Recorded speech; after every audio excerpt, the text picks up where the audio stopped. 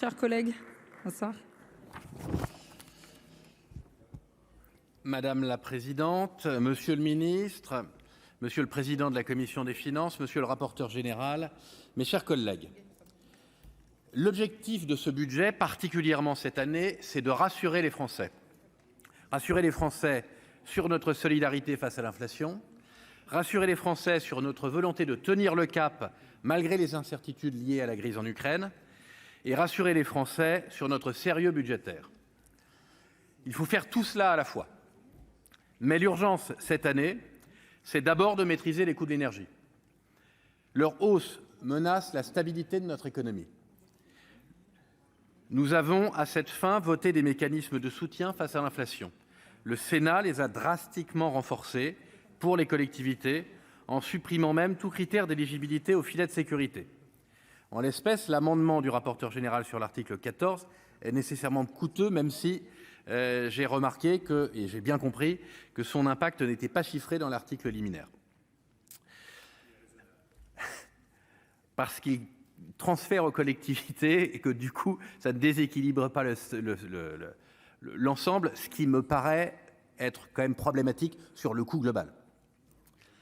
Elle est la bienvenue, évidemment, cet investissement est le bienvenu pour nos collectivités, qui feront encore face à des hausses spectaculaires en 2023. Je crois cependant, comme je l'ai dit au cours de nos débats, qu'il conviendra de mieux cibler ce dispositif.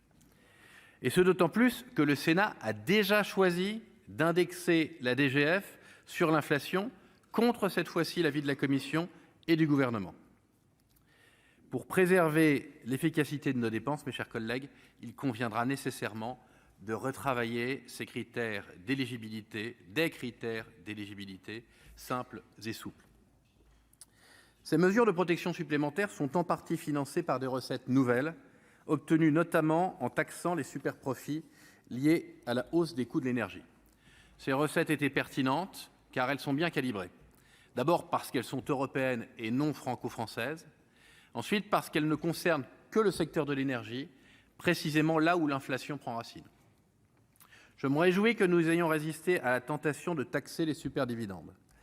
Culpabiliser les profits, fussent-ils réalisés en période de crise, n'a jamais mené à la prospérité, mes chers collègues. Churchill considérait que le vrai vice, ce sont les pertes, non pas les profits. Je partage cet avis. Il faut cesser d'inverser les valeurs. Rassurer les Français, c'est aussi leur montrer que nous gardons le cap malgré les turbulences. C'est notamment le cas pour la transition écologique. Cette priorité ne saurait être mise au second plan, au motif que la crise frappe lourdement. Le Sénat a d'ailleurs renforcé l'ambition écologique de ce budget par des mesures concrètes et opérationnelles. Elles ne feront peut-être pas les gros titres, elles ne feront pas le buzz, en cela elles sont très sénatoriales, mais elles font évoluer les choses dans le bon sens et c'est heureux. Nous devons montrer aux Français que l'écologie, ce n'est pas jeter de la soupe sur des tableaux, mais bien appliquer des solutions concrètes pour diminuer notre impact carbone. 2 amendements ont été ainsi adoptés qui reprennent un texte porté par notre collègue Vanina Paoli-Gagin et le groupe des Indépendants dans notre espace réservé.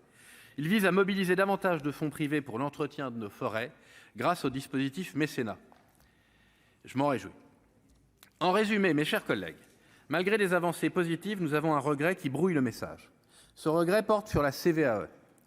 Notre groupe a défendu une ligne claire, supprimer cet impôt qui plombe nos entreprises et compenser les collectivités à l'euro près de façon dynamique et territorialisée. Les élus locaux sont inquiets et nous devons leur assurer qu'ils n'y perdront pas. D'abord parce qu'en renforçant la compétitivité, on soutient les collectivités. Ensuite, parce que la TVA demeure la recette la plus sûre en temps de crise, surtout même en temps de crise.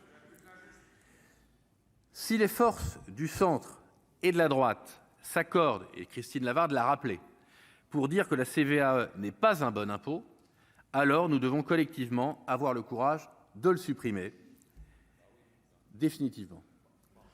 Mais proposer un report, puis voter un dégrèvement, et enfin ne pas voter l'article du tout, il me semble que c'est manquer de clarté vis-à-vis des élus locaux. Point de vue, je regrette, monsieur le rapporteur général, qu'il n'y ait pas eu de seconde délibération sur la CVAE. C'est un regret. Il me semble qu'il y a une majorité qui partage mon avis, notre avis sur ce dispositif.